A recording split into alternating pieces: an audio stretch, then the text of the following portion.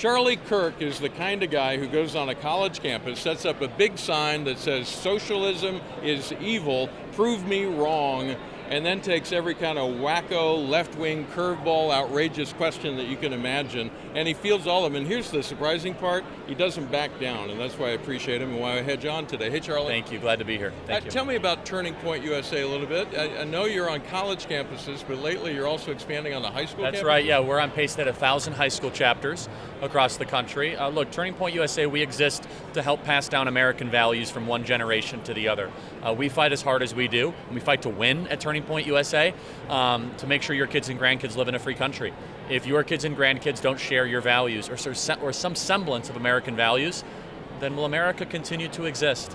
And that's a question we all need to ask ourselves, and we're making something happen every single day. We're not just talking about it, we're in the trenches to make sure this beautiful constitutional republic remains. I saw a video where you went to London, you set up the sign I mentioned at the top of this, and a student came by, took the sign and walked off with it, which struck me as ironically a perfect example of socialism in action.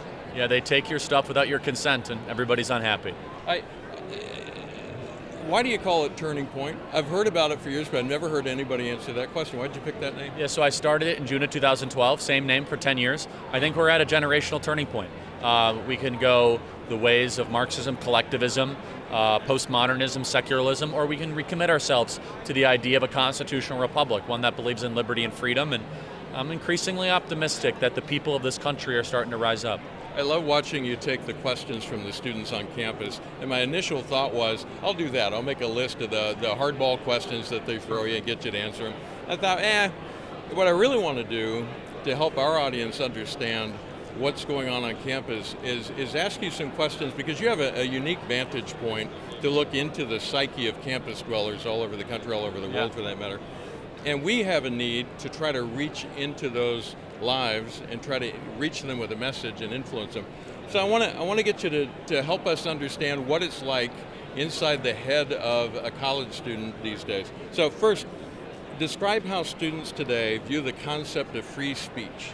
Yeah, so when I talk about this is going to be the majority of students, not all students, okay? It's a broad brush. Yeah, so I mean, our students at Turning Point USA don't share this, but yeah, most young people believe free speech is not a value worth preserving. Most young people believe free speech is something that allows for hate and offensive ideas to continue. Again, not all young people, but a vast majority do. And it's a serious problem, and there's a reason why they believe that. They believe that disagreement must lead to offense, and when you're offended, you must silence. Therefore, disagreement must lead to complete and total silencing. And that sort of equation, that kind of repetition of that belief system is totalitarian in nature. It shouldn't strike anybody as too surprising. But that is some of the beliefs that are inculcated on these college university campuses. And from the beginning of trying to interact, it says you're not worth talking to. Yeah, that's right. And so they also don't believe that we're all made in the image of God. They don't believe we're image bearers. They don't believe in God. So it's a hyper-secular society, so they don't really know what a human being is. They don't believe human beings have souls. They believe most of life is a power dynamic, who's in charge and who's actually controlling things. They don't believe in the fruits of the Enlightenment of separation of powers or consent to the governed. It's instead that I'm in control or you're in control and I want the power. And I know that seems like an oversimplification, but that's exactly what is being taught in our university campuses. And that sets up the next question I've got on my list here. What do they see as the proper role of government? An unlimited role of government. Again, this is the majority, not everyone, but they believe in a strong, heavy hand of government. They believe that the individual is not sovereign. They do not believe rights come from God. And why I say they believe, I'm talking about the vast viewpoint, right? So there's plenty of exceptions and nuance here, but this is the consensus. The consensus is that rights are administered by the state, and that we, the citizens, are actually not citizens, we're more like subjects that live under the kind of reign of this totalitarian type system. And so this is one of the problems with small L liberalism, is that it will lead you towards this, right?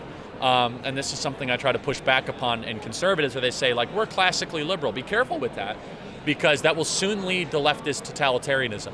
You know, you saw this with the homosexual movements, right? The LGBT groups at first was all about like liberating disadvantaged groups. But as soon as you unshackle the groups, which there might be a good argument to do that if they were even shackled at all, they will have a clenched fist and invoke revenge upon the people they thought that wronged them. So it's not even about transgenderism anymore. It's now forcing people to subscribe to the same sort of belief that you believe in. And so... and controlling what you say. I mean, yeah, so much of this has yeah. to do with me controlling, me being the student, controlling the language that comes out of your mouth. That's right. And so, there's this idea that young people really want to be free. That's just not true. Human beings don't want to be free. The Bible tells us that. Some people like to be free based on their nature. It's a very small percentage. Freedom must be taught. It's a value like anything else. And if it's not taught, the normal condition is to sit around and do really kind of nothing. It's to be sedentary, to be taken care of. Liberty and freedom is a offshoot of the biblical construct. That if you are free in Christ, if your spirit demands to be free, then you want to live free in the earthly domain as well. But if you have no God, then why would you demand freedom? And that's why the most secular societies in America are increasingly unfree. First Liberty Institute, of course, is a nonprofit law firm that exclusively does religious freedom cases. Thanks for that. When they hear that religious freedom is a constitutionally protected right, what goes through their head? Probably they think that's an outdated, antiquated belief. And look, I go a step further, and Kelly smiles when I say this, which is I don't believe in religious freedom for Satanists. I don't. Religious freedom means Christian freedom and Jewish freedom and other types of religions that I think are acceptable, but we should totally ban Satanists from the public square. Again, Kelly doesn't have an opinion on this. Opinions heard on this. But what I'm saying though is that they believe in child pedophilia, and they call themselves a religion. Right. So, and I know why First Liberty has to say what you say and all that, but no, that's not a religion. It's not. And so we cloak Christian liberty under religious freedom, and I think that's helpful in the courts, but I refuse to believe the Founding Fathers thought the fruits of liberty would include the American Satanist Convention. A couple days ago, you tweeted out a single sentence. You wrote, quote, "There are only two genders," unquote. It got retweeted 2,000 times. It got 14,000 likes. Are students buying into that philosophy as much as we're being led to believe, the one that you're responding to with that sentence? Oh, yeah. No, I mean, the vast majority believe gender is a social construct. They believe there's nothing affirming or anchoring to gender. And even the ones that disagree, they're afraid to talk about it. And that's what I think I'm getting at is there's this sense on campus, because of all the other things you said, I may not agree, but if I speak up, I'm going to get squashed. So I'm not going to say, right. I'm going to act as if I believe, even if I don't. Yeah, a lot of life is in the nuance. You guys know this with the great work you do at First Liberty. It's in the actual specifics of the case, time, place, circumstance, and manner. Yeah. And so there are some young people that might say, we need to treat transgender people better, but it's probably gone too far. There's a lot of people in that but they would never say that. They would just be like, okay, I'm on team totalitarian, just leave me alone, I'm going to live my life. What does that lead to when that's the standard operating procedure, when people say, I'm just not going to rock the boat? The country's done. Civilization ends. That's about it. It's a dark future you're looking at, no, but that's where we are right now. I'm optimistic because people are starting to push back and citizens are starting to rise. But I'm also very honest with listeners that if you don't, the whole thing ends. This experiment we're living through, this American project, it can collapse pretty quickly. I mean, we're seeing it in a lot of different ways. And it only is alive based on the prayers and the actions of the faithful and the liberty-loving. And that's an increasingly small group in America. I want to turn this now, and you've covered this really well. Very helpful to get an idea of what's going on out there. But to take it in the direction of how do we then start entering the conversation? How do we start reaching? We're going to start, though, with a typical exchange that I may or may not have had along the way. I assert a point of view. I get called a nasty name, and I get told that I don't have a place to have any opinion on that subject. So I make a thoughtful and logical response, because I don't feel like we should respond in kind the way that we often are treated. I get called an even nastier name, and then I'm told that I'm the one responsible for people dying.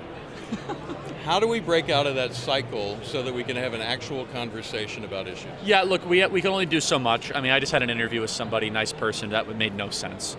And not this one, I hope. No, this was great, but they were on my show, and it just really wasn't making any sense, and they were saying some pretty provocative things. And I kept it pretty even cool, and that's only because I've dealt on campus. I've dealt with much worse, right? Yeah. And a nice person, truly, but just was really confused on a lot of things. But so it's a lot on us, to be perfectly honest, on how we respond and how we manage it and how we approach it. But I'll also say that they have weaponized name calling. And I'm stunned, I'll be very honest, at how effective it is. It's crazy effective. Like, I mean, I could write a whole book on this, really, is like the weaponization of name calling, which is like the tactic a third grader uses is also used by our State Department. And a normal everyday person would be like, oh, what are you, a middle schooler? Like, actually, that psychology hasn't changed. Yeah. Right? Like, you're a racist, you're a bigot. It's like the same thing as saying you're mean or you're awful. And it works. That's what's so incredible, is that people will go into like an apologetic posture immediately if you call them like transphobic, whatever that is, right? And so yeah, they've weaponized the insult in a way where they can control society almost hypnotically if they call you especially a racist. That's the one that people's knees just get weak. They collapse. And it's designed to do that. I mean, that's the purpose Yes. that the name calling shows. Oh, that's exactly right. No, it is a tomahawk missile on the American citizen where they just disintegrate if you call them the wrong name. In fact, there's so many overtures and there's so much posturing you have to do to almost prevent against it, to like virtue signal you aren't the thing that they might call you. And so you think about it at a deep level, it's like we're in this mass nationwide paralysis away from truth because we're afraid of being called something bad. The natural human response is to return the favor, call them a name, try to get even nastier, escalate it. That doesn't lead to anything good. No, and I could say the proper response, again, you should care about what some people think. I'm not saying we should be sociopathic, right? Because some people say like, oh, I don't care what anyone says. Like, no. You should care what your wife says and your friends. And every so often, if you hear a criticism, really they say, is that true? No, it's not. And then you could kind of just release it, right? Yeah. And don't read the Twitter comments or anything. But the rule for life that's worked for me is listen to the people that matter what they tell you, and then you have to know what's true, and then are you still going to say what's true after the backlash? That's what's important, right? Yeah. So you must have a statement of beliefs before the criticism, and if it changes after the criticism, then it's being impacted, right? Now there might be, most of the backlash or the criticism I get is all on substance, okay? The criticism I receive is the stylistic. Charlie, you got too emotional. Like, that's actually stuff I'm willing to, play in. Like, but if they say, oh, Charlie, you're a bigot because you said there's two genders, like, have a nice day. Yeah. Right? Yeah, you have to have your own internal compass, so right. You know what's right, what's wrong, no matter what somebody says. I'll receive. I think that's fine. I was at one of your gatherings here in Nashville, actually, just over a year ago, and I had a conversation back in the back with a couple of students, young woman, young man, and I got chatting with them, and what they shared with me was this. They were probably about 20. They said when they had come to the college campus, they weren't conservative, they were liberal. But then they started seeing how liberal ideas don't work in the real world. Right. So it caused them to search a bit. They were being intellectually honest about it. Well, then they looked at conservative ideas. They started seeing they do work. They weren't quite to the point of being ready to say, I'm a conservative, but they were at least willing to hear the conversation and weigh the ideas. How often do you hear that story? All the time. All the time. Thousands of times a week.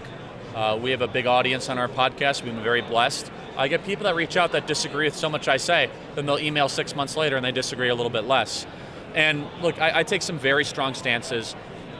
I say what I believe, and I'd say that out of our listenership, probably 5% agrees with everything I say. 5%. But they still enjoy because I'll justify it, I'll have reason behind it, and it's also it's a mishmash at times. People might agree totally on my economic views, but disagree on my social views, right? Or they might agree on my biblical stuff, but they disagree on the foreign policy, whatever it is. But here's what I find though, is that you must be willing to explain, it's how you communicate it, and it's whether or not someone can say, I can see where you're coming from in that perspective. But we see that all the time, and we see people moving towards that direction. I work for a law firm that exclusively does religious freedom cases. We said that already. How do we, as an organization, effectively reach out to reach this generation coming up and help them see our point of view on things, our message? Yeah, look, I tell this to Kelly, just win, right? It's like the Al Davis thing, just win, baby. Just keep winning cases. That's your mission statement, right? And you guys do a lot communicating this and persuading people, but you guys are the best when you're in a courtroom defending someone who's been wronged. And like that's your lane, and you dominate in that lane. Because the 18-year-old atheist right now at Berkeley who thinks religious freedom's a waste of time, well, 10 years from now, they might give their life to the Lord at a revival in Colorado. They're going to need the work you're doing, right? And so you're laying that kind of foundation. You're setting the preconditions so that the converted and the Christian can live free. And so you just got to keep on winning cases. You got to keep on finding plaintiffs that have proper complaints, right? You got to keep on making good arguments. And you guys do that better than almost anybody, better than anybody else. I mean, Kelly's been a dear friend. He's been so great to me. And I don't say this about a lot of groups, but First Liberty is like one of the most impactful organizations in America. It really is. And I mean, America's freer today because of First Liberty. Thank you for the kind words. Appreciate that. I know you've got a full schedule today. Yes, anything else you'd like to share before I let you go? Look, I just think we need to be clear about what liberty is. Kelly and I could have a spirited off-the-camera debate on this. I do not believe liberty means doing whatever you want to do whenever you want to do it. It's the pursuit of what is good, true, and beautiful, and virtuous. And we must be clear about that, is that we want people to live in alignment with their Creator. We want people to do things that are meaningful, not be captured by sin or demagoguery, nonsense, or patterns of, let's say destructive pleasure. And so liberty is to set the captives free. That's why Jesus came. He came to set us free from our sins, from eternal bondage. And we're here in the earthly domain to try to allow people to be able to pursue what is virtuous. So that's the fight worth having. Outstanding. Charlie Kirk, thank you so much for making time for us. Thank you. Appreciate it. And we appreciate you sharing with us in these conversations at the NRB Christian Media Convention here in Nashville. We will have more conversations. Just look on firstlibertylive.com and you can pick up on all the interesting people we've talked to.